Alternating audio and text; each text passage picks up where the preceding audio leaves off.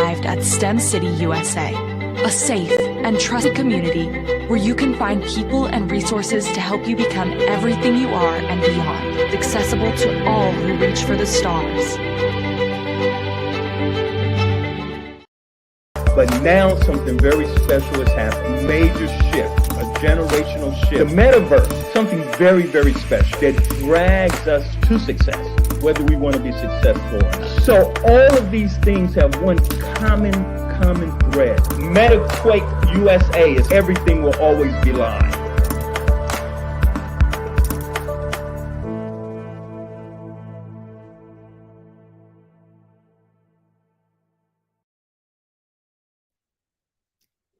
Hello and welcome back to this special series, METAQUAKE USA, what you need to know about the Metaverse.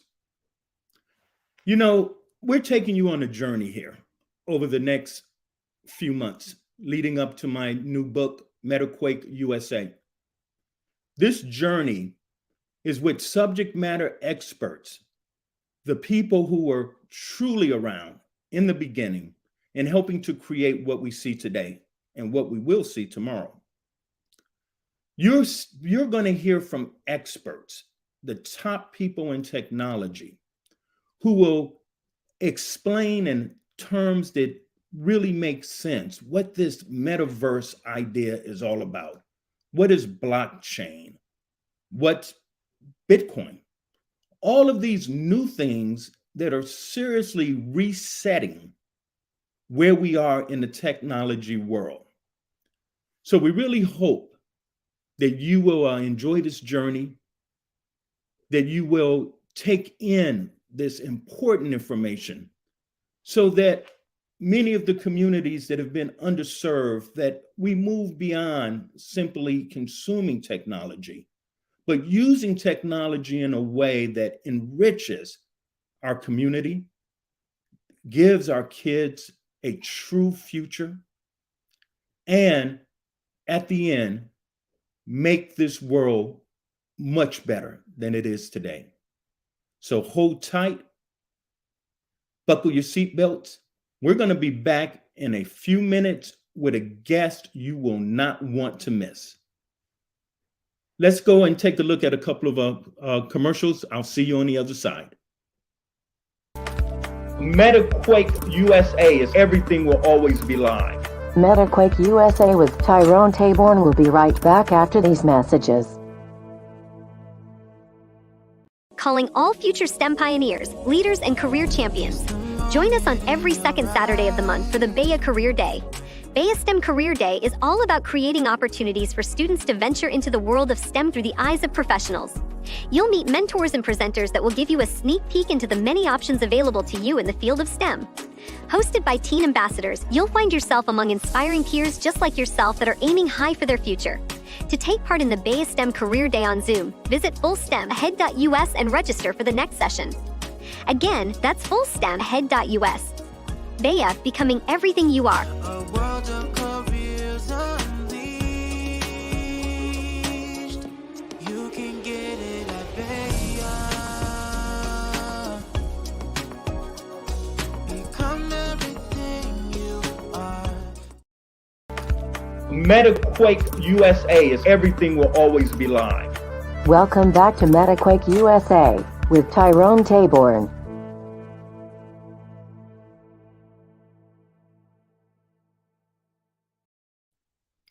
And welcome back to METAQUAKE USA. I don't even know where to begin with our guest today. This gentleman is a pioneer. He's a visionary. He's an innovator. I mean, we're going to have a lot of fun. Dr. Colin Parris, Senior Vice President and Chief Technical Officer at GE Digital. Before I bring him on, the first thing I want to say to Dr. Parris is this. Welcome and congratulations on being inducted into the National Academy of Engineers.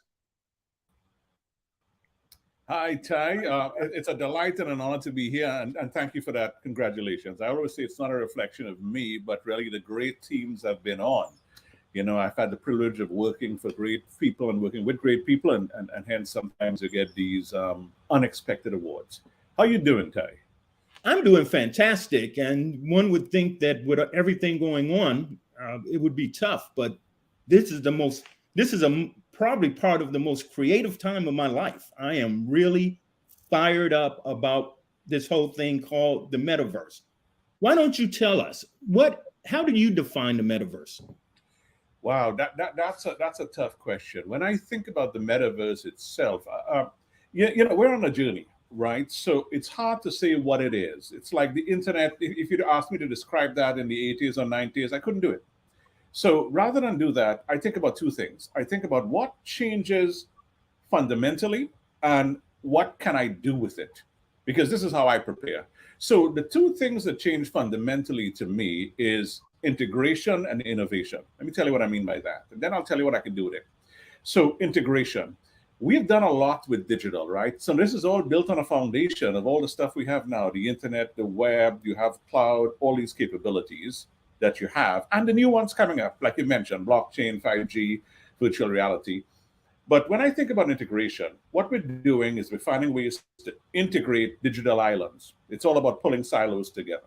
So for instance, you have gamers who tell you things like, I have these lovely skins that I have in World of Warcraft.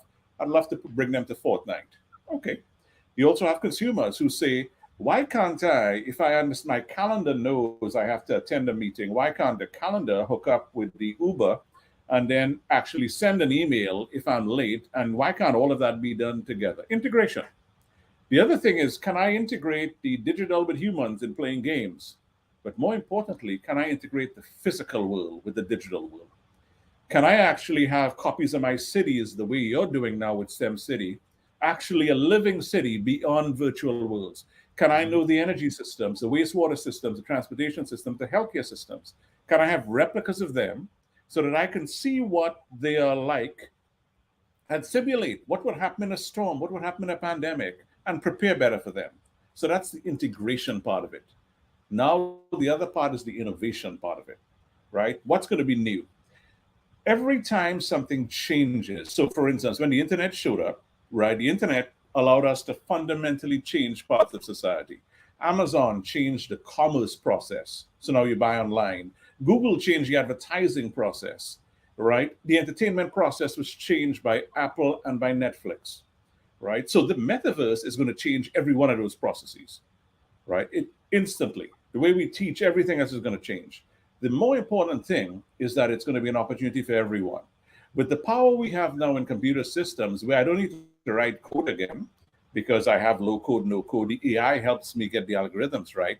Now, instead of having to spend 70% of my time learning a tool and 30% being creative, I can have 70% of my time being creative and 30% with the tool. So now every one of us, especially in our community, can find a way now to use that to change processes. How do I change shopping? How do I change how we build these new gas turbines? How do I change how we build new sources of energy? How do I change the healthcare system? And not just change it from a technology point of view, I've got to change the process around it, the way Amazon and Facebook and others change that process. So integration of these pieces and innovation, a chance for all of us to innovate and be creative differently and do things that change the planet. That's wonderful. In our last show, we took a deep dive on gaming and the metaverse, showing how gaming had a real impact and the future of gaming in the metaverse. But here's my question for you. Digital twins. We look at the metaverse, and I think a lot of people believe that it's a way to escape or have an alternate reality.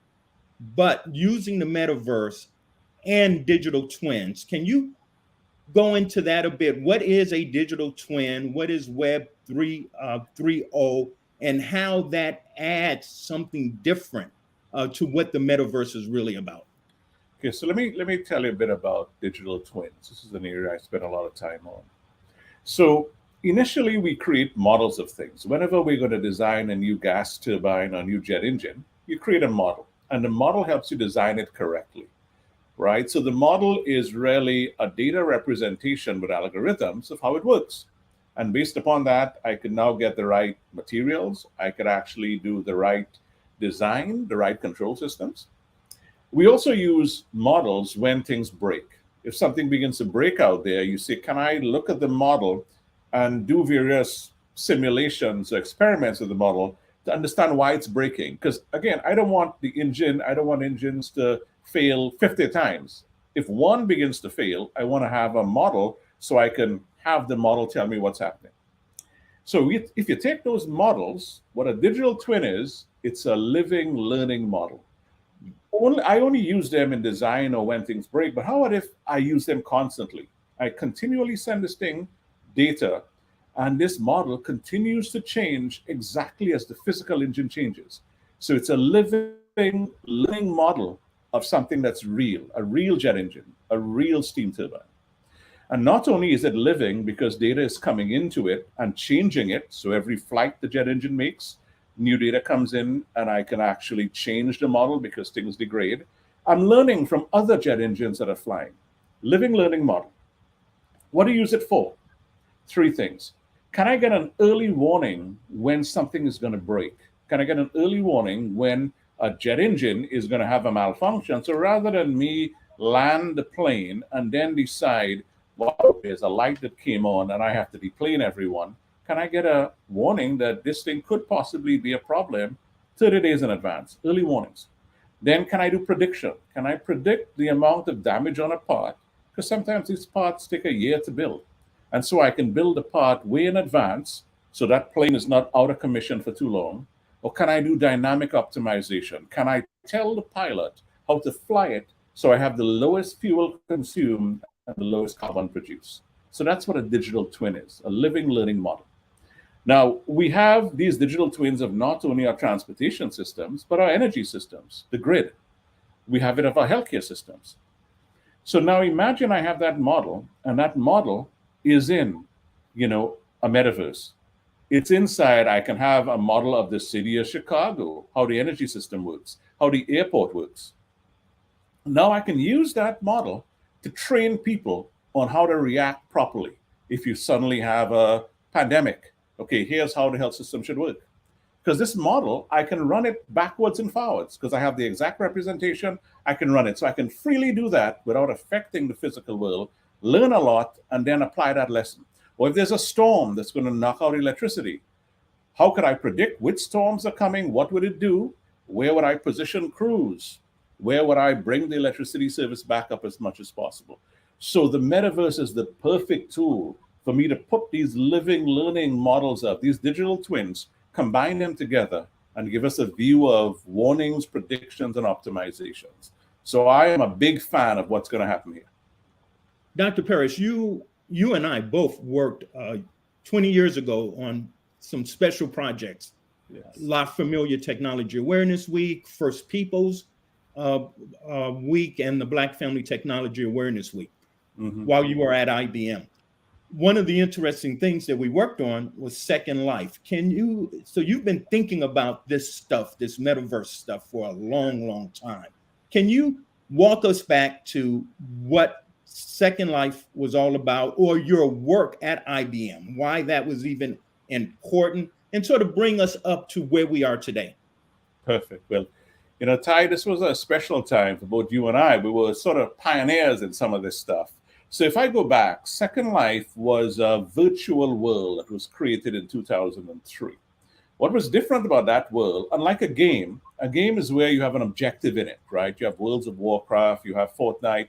There's an objective that you're trying to solve. But Second Life was not that. It was a world in which you sold land, you sold avatars, and people did what they wanted, right? They could do anything they find profitable. And the other thing, they had an economy. So you can get paid for creating content.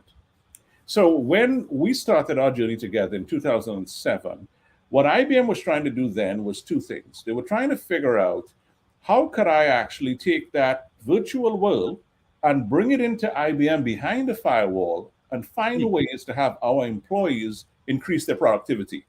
Could we design the next mainframe and PC systems together?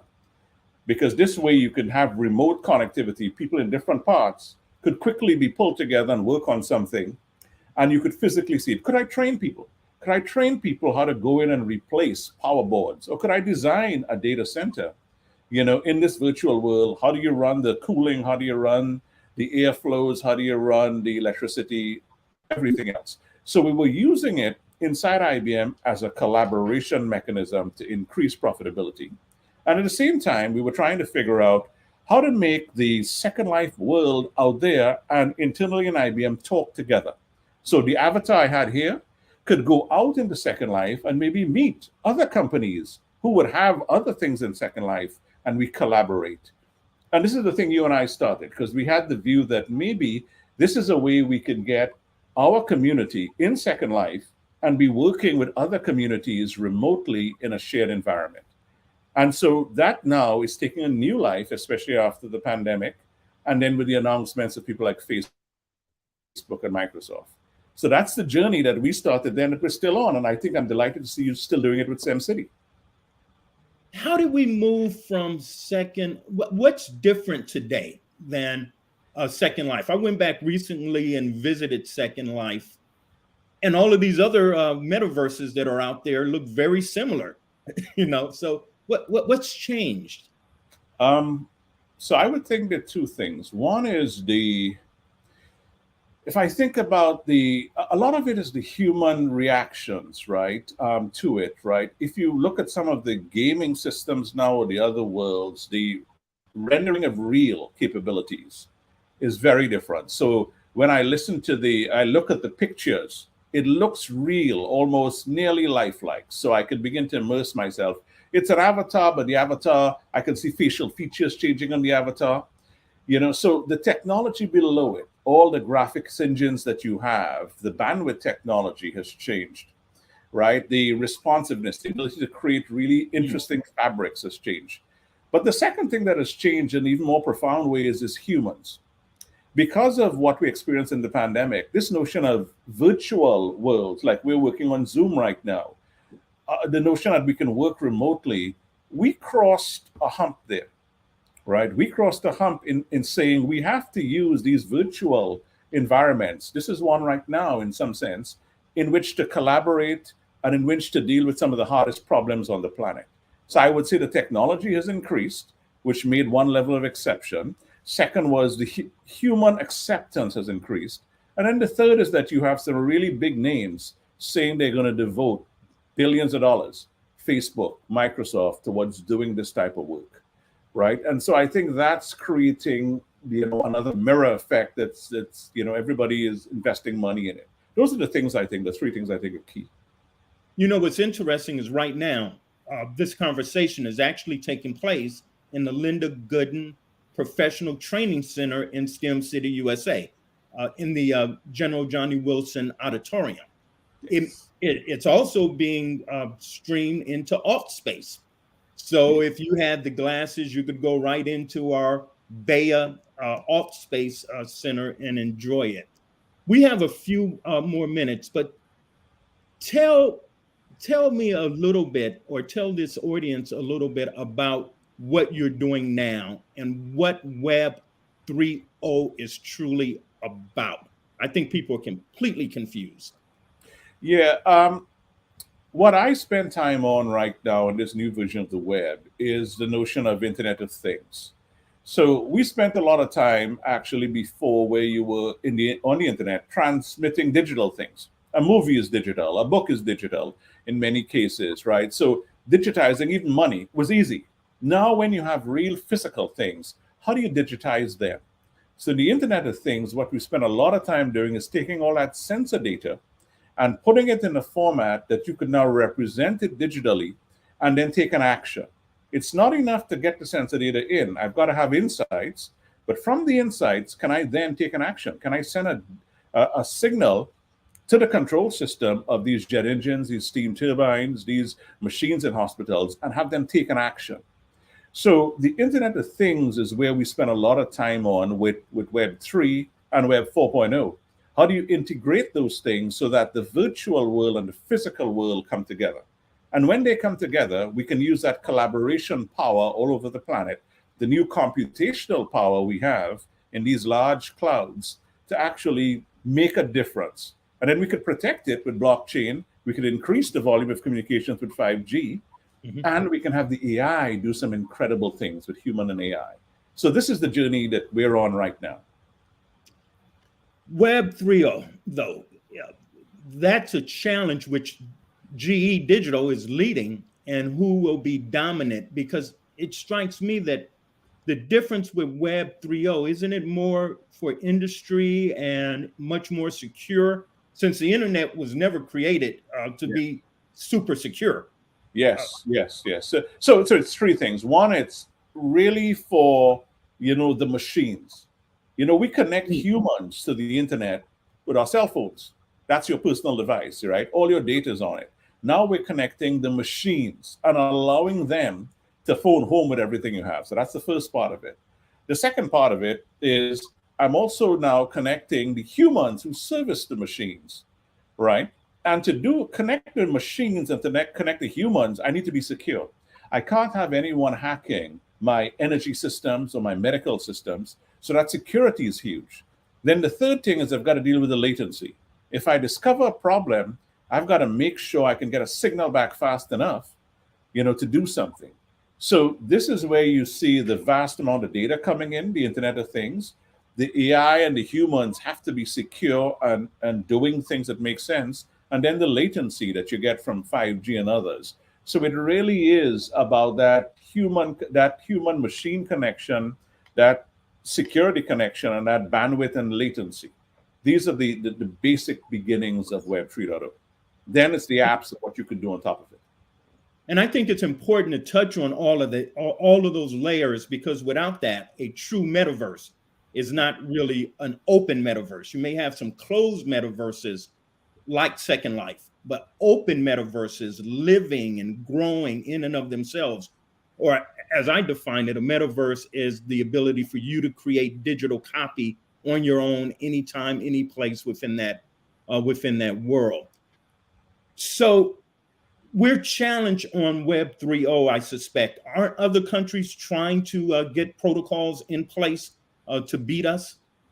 Yeah, they are. There's a number of countries going on, and you could do it in 3 or 4 ways. The first way is value, right? So other countries, the focus has to be, people only use things when they can deliver value, especially when you're thinking about Web 3.0 on the business. So if I can show you how you can save millions of dollars on your jet fuel, value. If I can show you how you can predict and respond to storms when weather patterns show up and what to do to keep the electricity up, value. If I can show you how to actually, when you take an MRI of a human, get it right quickly with the right diagnosis, value. So a lot of people are first focusing on applications. Show me the value. The second thing they're doing is standardization. Is there a way to standardize, data such that the applications and the algorithms that give you value could be used everywhere, right? And with that standardization also comes things like privacy. There's a huge amount of discussion about there's a sovereignty. My data, the data that I should have in one country, should remain in one country. So how am I going to move the algorithms there so I don't have to copy their data? So there's a number of things around the applications, a number of things around the standards, and then a number of things around the governance, whether it be privacy or security that happen. And so these are the challenges a variety of countries have been having. And it's very hard to try to get everyone to agree. Europe has a different standard on what data is viewed as private or how the AI could react with that data. China has a different standard. The US has a different standard. So we've got to find a way to bring these things together. Now, the one good thing is they do come together when it comes to matters of safety, right? If you're worried about jet engines, coming out of the sky, you're going to come together. If you're worried about energy problems, you're going to come together. So we've begun to see certain steps because of the value that could be delivered, as well as the inevitable things on the planet we all share. Safety is one, climate is the other, cyber is the third. So some of this is happening, but like everything else, it's a journey. And the metaverse will help that journey along. We can see that. Great. We're going to have to take a break. When we come back, we're going to talk a little bit about what does decentralization mean and why is that so important? You're hearing things about blockchain. We're going to talk about the man. Who is Dr. Parris? Where is he from? Why did he even go into these areas? And then we're going to end in our next segment talking about the future and the role you can play in being part of the new future, which is really old is new again. We'll be back in a minute. METAQUAKE USA is everything will always be live. METAQUAKE USA with Tyrone Taborn will be right back after these messages.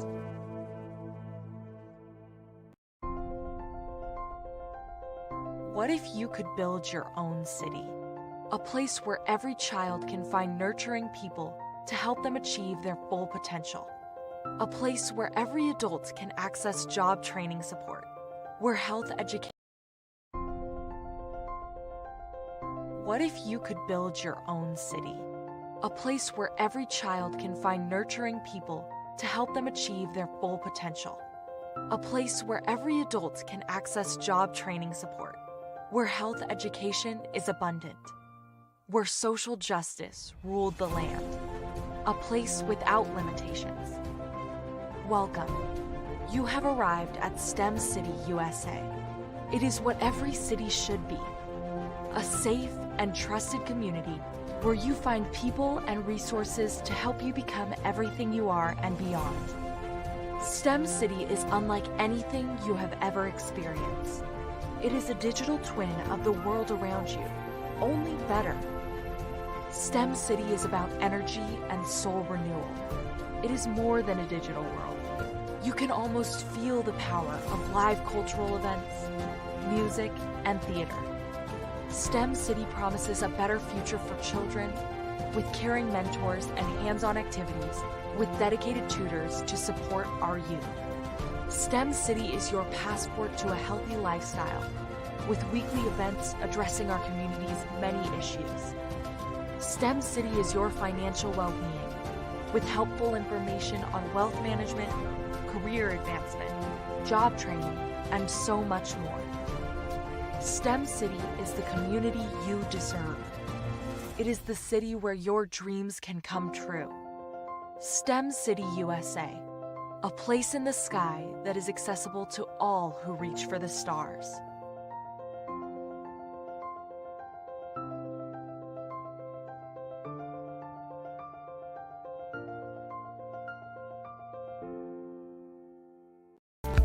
METAQUAKE USA is everything will always be live. Welcome back to METAQUAKE USA with Tyrone Taborn.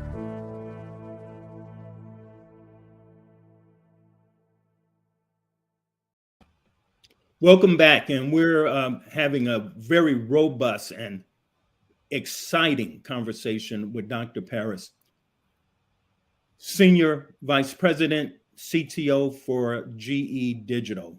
But even more importantly, this is a guy who's given a large part of his life back to the community, lifting others, and really being a great innovator.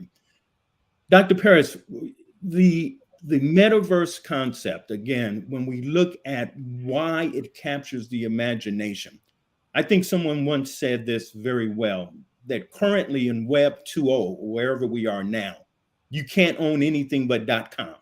But in this whole metaverse concept, there's actually the ability to create wealth and to create value in a lot of ways. I think the metaverse, I think decentralization of the technology or blockchain plays a major role. Can you speak to that? Yeah, I do. I think there are two things. I think it's a decentralization, but I also think it's the tooling behind it. So the notion of the blockchain capability, blockchain gives us the ability to actually create social contracts and to protect the IP that you have, right? So I think everyone hears intellectual property, right? Yes, intellectual property, that's right. People hear about this thing known as NFTs, non-fungible tokens. What that is the ability for me to create some piece of intellectual property that's digital and protect it. See, right now people worry because if I create a sound digitally or a video digitally, it can be copied easily. How about if I can create something that cannot be copied? And that's the power of the blockchain, right? And so therefore, if I create this content and this content is tied into a blockchain where it cannot be copied and I have the history of it, then I can do transactions with it. I can sell it to you, and I can actually receive the benefit of selling that to you in ways that are, it's fair. So it's a distributed contract banking system, all based on the fact that blockchain works the way it does. So I think that's one dimension. So blockchain allows you to create content that's uniquely yours and to protect that content in ways. People try copyrights right now, but this is a digital way to protect it. The other part of it is there's a variety of tools now that's been created over the last 20 years in which you can quickly create. In my day, I remember we used to have to write assembly program, and then we wrote the compilers to write the assembly code, and then we wrote the interpreters to write the compilers. Now, there's low code. You drag and drop things, and you can create actual code. Or there's no code. You can speak, and it creates code for you. Then there were times when you had to create an algorithm by going through all of the physics. Now with AI, you give it data, and it creates the best algorithm. So now what you have is the tools by which your creativity is not limited by the fact that you don't know about the tools. As I mentioned before, I'd spend 70% of my time learning how to use the compilers and the systems, and 30% of my time being creative. Now I can do 30% learning a few tools and 70% of the power of my creativity. So now people who aren't deeply in STEM, you have STEM, but you also have creativity. More like STEAM, STEM and the artistic part. Now you can then take part in this. So not only do you don't have to only be a technologist, you can be a marketing person. New ways to market this capability, market the new things that are being sold. You could be a business person, new business models around it. You can be a service person, new ways to service things around that, new ways to develop business processes. So now the full scope of creativity is actually opened up because of the tools, and you can capture the value you're delivering because of the blockchain. So those are the two things I think that are huge right now. That's interesting. A quick question for you surrounding the IP. Do you feel, have you seen processes being a part of IP? Things that you can actually, the stuff that you create, even if you don't have the code, can you get an IP on the process? Yeah, that's a little harder. So usually when we create new processes, in terms of intellectual power, intellectual protection, what you do is really you don't share it. So it's more like a trade secret. Mm-hmm. So if I create a new process by which I evaluate what a customer would buy, or the best way for that customer to get that customer to buy something, and it really is a process. I show you these videos at this right time. I segment the customer in a certain way. I offer you these deals at the right time. That's a process. Now, if you want to protect that process, usually what people do is they code the process in a business system. So for instance, Amazon has a process. It's always interesting to me that they show me things that I should buy. They show me ads on things I should buy, and then they show me deals below if I bundle these things. And they usually get it right. How do they get it right that much? So that's a process by which they're studying Colin. They've created a digital twin of Colin, so to speak. Mm-hmm. And then they're using that digital twin itself to figure out what to show me and how to encourage me. And maybe they know that if I need to see it at least 4 times before I actually buy it. Right? And so that process itself, they codify, they hide it. They say, that's our special process, what to show him, when to show him, how many times to show him. They don't reveal that. You can't put that in a pattern because everybody knows that becomes a trade secret. So what they may do there is they may actually put that in a little bit of code that they have.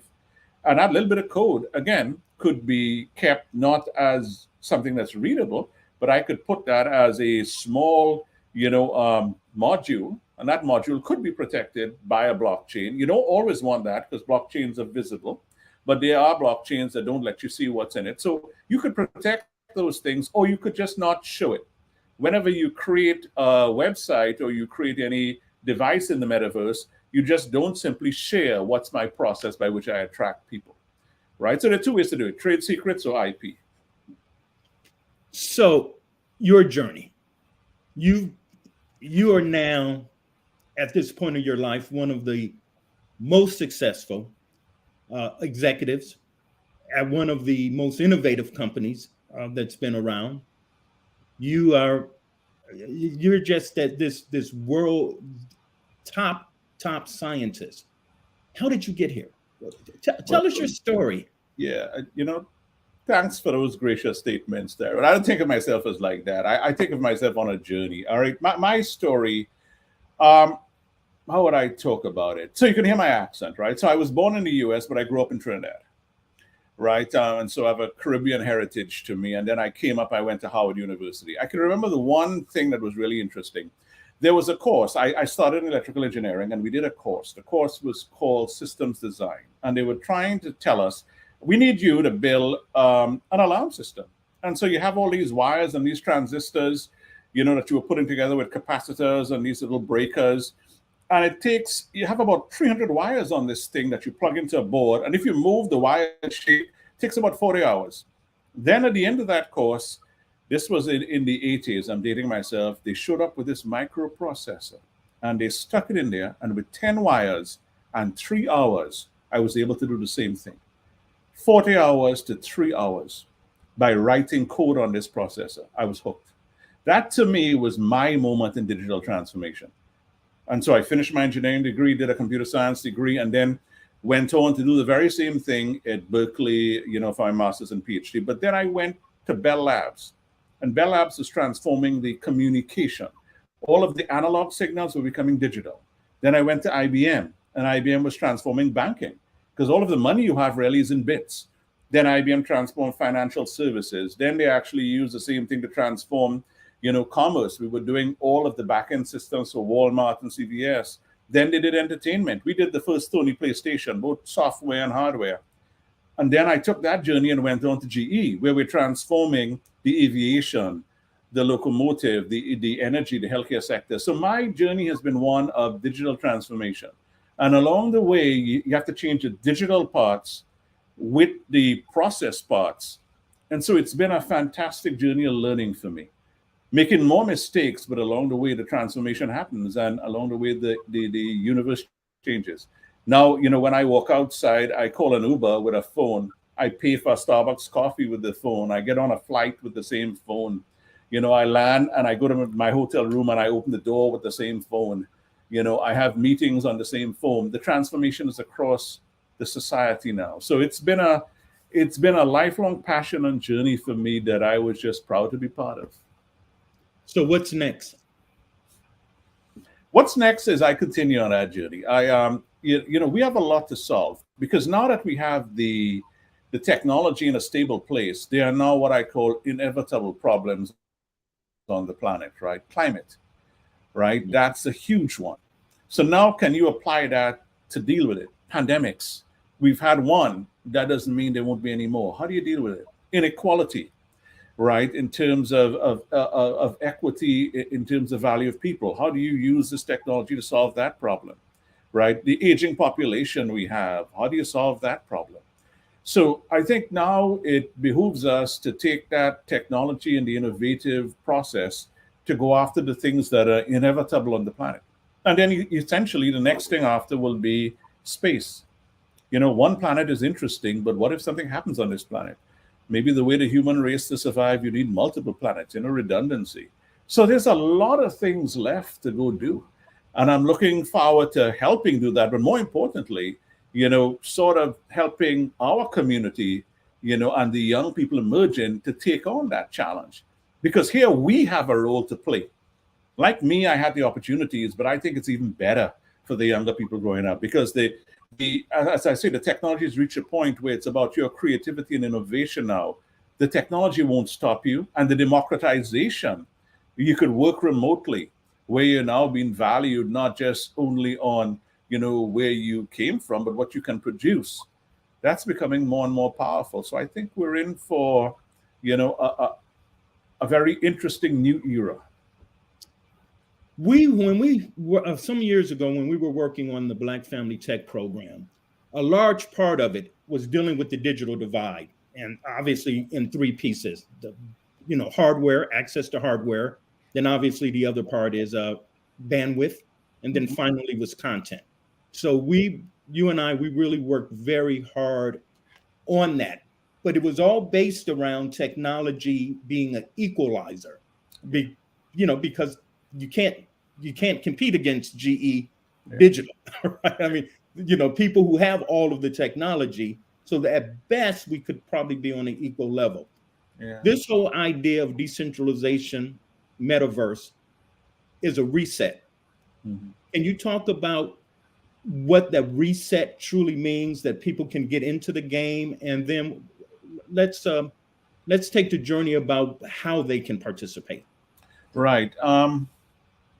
I truly believe it is a reset. Now, that's not to say we have fixed all those other problems, right? We still have parts of a community that don't have access, don't have capabilities, but it is getting better, right? Because, again, it's getting better by the technology too, because there's a lot you can do now on a tablet.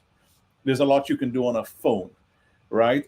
It's funny. In my day, used to have a whole development system, and it would cost thousands of dollars to buy tools to have you write code. Now you can sign up with Apple or Android for $99 and you get the system and you can write an app that you can sell to millions of people. So some of that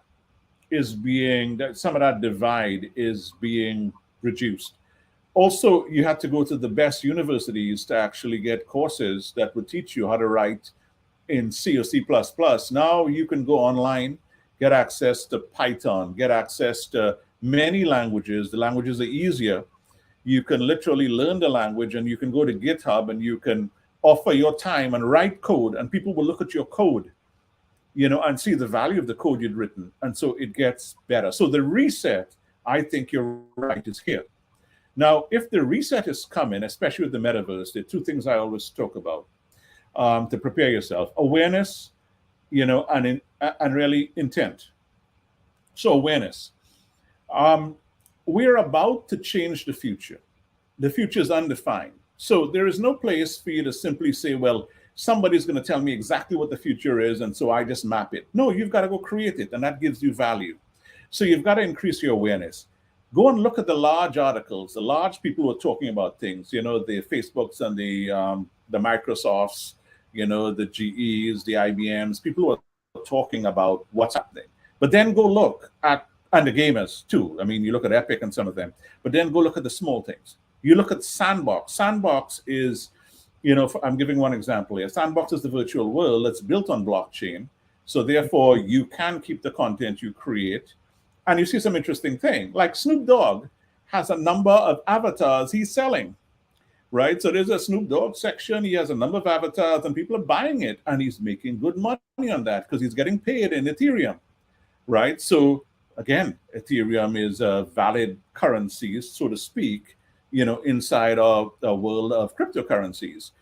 Look at the small things like that, because the future is not evenly distributed. The future has arrived in some cases, and you've got to be aware of it. So you're looking at the big things, you're looking at the small things. The next thing you're looking at to understand that is you're looking really at the examples. Go back and look at Second Life and see why it stalled at 1 million. What was the problem there, right? Try to figure out, why did games take off in virtual worlds? One example people have is that, well, games the millennials took on games because it was exciting. So they quickly became familiar with virtual worlds, where Second Life, you needed the adults to find a reason, and the adults weren't that facile with the technology. So look at the large things, look at the small futuristic things, look at the historical things. That's the awareness part. Now let's talk about the intent or the investment part. Can you commit now? If you want to be a part of this, let's talk about your investments. What's your investments in your talent? Are you going to take a course or two online, right? No excuse. You go do that. I put aside 3-4 hours a week. I'm going to read about these things, write to these people, listen to these podcasts, watch these videos. I'm going to learn something new. That's putting your time to use, your talents to use. What am I good at? Okay, if I'm good at the technology side, okay, let's do that. If I'm good at the marketing side, how do I apply that? If I'm good at the sales side, how do I apply that? If I'm good at the administrative side, how do I apply that in this new world? Remember, the same way that the Apples and the Amazons and the Googles transform those processes, We need to do the same thing there. And then the last thing is new money, right? Invest your money, right? Don't just invest your time. Sometimes you got to take a bet. So even if it's a small amount of money, you put it in the things that you control, and now you own equity. Nobody's going to hand you equity that easily. So think about awareness, and then think about investment of time, talent, and money. That would be my advice. Yeah, I made an investment in Unity, the game engine, because that actually is driving STEM City USA. Yes. I want to remind the audience that we have a special surprise. Since Dr. Parris has talked about creativity and that kind of stuff, the team in Chicago has created their concept of Chicago, STEM City USA Chicago. And we're going to show that video to you at the end of this show, so stick around. I think you're going to absolutely love it. But Dr. Parris, that really is talking about the tools. We are a partner with Engage VR. So we simply gave them the tools and said, well, we have a membership. You guys go off and create something. And I think you're going to enjoy what they're attempting to do there. That is actually a metaverse that's VR. Let's go back to your IBM days for a second, because I'm part of that family. At least you guys tell me I'm part of your family. And that club of Mark Dean and Rod Atkins, Ted, Nick, all of these fantastic people. Tell me how that impacted your life and being with so many legends. Profoundly. 3 levels. One is initially mentorship. There's many ways you can do things incorrectly. And by having good mentors who actually say, this is the mistakes I made, these are the right things to do. You can get the technology learning, but the learning about business, the learning about life. So all the names you mentioned, Ted, Nick, Rod, Mark, tremendously great mentors to me. So mentorship is the first level. Sponsorship. It gets to a point where they actually say, because you compete for jobs. You can be good, but not enough people know you. They put me in positions where, okay, Colin, we're going to put you on this list and you go compete for this job. Or I'm going to take a bet on you to do something. So that sponsorship, was the other piece. And then the last is friendship. They'll pick you up when you get hit, because you are going to get hit. Your resiliency is going to be tested every time you do a hard thing. And that friendship and knowing you have somebody there that looks, that sort of, they understand it from not only a personal perspective, but a professional perspective. So I mean, this would be, that's your family. And so you stick with them for life. And so we do other things now. So like you, we're not going away, Ty. We got to be here on this journey together. So it was profound for me, and it is the reason I am here now. You talk about that professional and social convoy. That's the thing that takes us through life. I have one final question before we wrap up. And that question deals with the future. How a person listening right now, how can they use this new concept of the metaverse to engage, to add value, particularly in your industry? What should we be looking at right now? Okay, so I'll say 2 things about the future. One is people think the future cannot be predicted. Well, there's some parts can, right? I'll make a prediction right now. Colin will get older. That's a true prediction. My machines are going to get older, right? People in the future would like to pay less. Good prediction. So when you look at the future, look at some things that are going to happen. You know that the population is going to get older. So if you're going to focus on that aging population, look at it. You know that these machines are going to get older. You know that these storms are going to continue battering them. You know that we're going to have to respond to the climate problems we have. So based on that, begin to align yourself to, if I know that's true, how do I understand the strengths I have and how do they translate into me doing something? So I always come back to, let's figure out, knowing your strengths, what can I do? What can I read and understand? So in my world, right now, we're dealing with energy transition. The energy transition is happening. People are going to go to green energies, which means they're going to have renewables. They're going to have electric cars. They're going to have, heat pumps instead of these large oil capabilities. So how do I plan my skills there? If I'm an engineer, can I actually learn about big data so I can begin to look at things now at a huge, they're making so many changes. How do I use the AI to help you changes? If I'm good at marketing, how will you have to market these new services for people such that they can reduce the electricity cost? If I'm looking at business models, how do I understand how I could get someone who has an electric vehicle to sell back electricity, back into the grid, because the grid may not have enough electricity at a given point in time. So I come back to those two things. There are things that you can see in the future, and there are things based upon that knowledge, you can take your skills and figure out how you apply it. And then the rest is hard work. The future is not something in which I pick it right and I go, it suddenly happens for me. I've got to make that future happen, right? You can make the right decision, but then you got to make the decision right. You got to put the effort in to shape that in the right direction and pivot as you see needed. So I'll leave you with that. Dr. Colin Parris, Senior Vice President, Chief Technical Officer, GE Digital. Thank you so much. Bless you, bless your family. Keep on doing what you're doing. Send me that secret to the fountain of youth. Yeah. I can use some of that. And I like to thank you for listening to this really robust and important conversation. Our next discussion will be with Chris Jones, former Vice President in Northrop Grumman, and also inducted into the National Academy of Engineers. Dr. Parris, I think with you, we had a lot of Bay people and women of colors in this class. I know what they're doing. They're just going through our magazines and grabbing all the cover stories like you and bringing you guys in, and ladies. We're real excited about that. We're honored. Right. Everyone, hold tight. We'll see you next time, but stay here for STEM City USA Chicago virtual tour. See you next time. METAQUAKE USA is everything will always be live. Thank you for joining this episode of MetaQuake USA with Tyrone Taborn. Join us next week on MetaQuake USA for more about the Metaverse. All aboard! Step up, ladies and gentlemen. Doors are closing.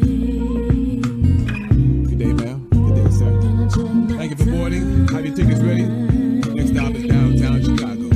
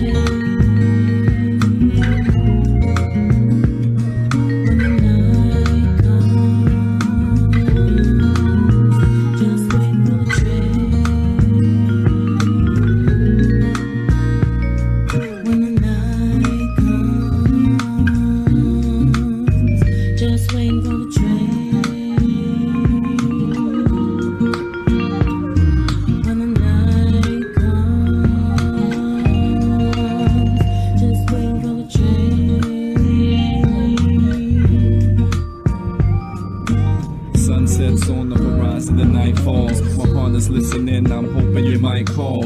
Waiting for your words forever, they're unspoken. Promises are made forever, they're unbroken. No breath, no sight, eyes wide open but with no light. Everything about it seems so right. Darkness comes, but I can feel you through the rain. The fire's still burning while I'm waiting for the train. The train, the train, the train.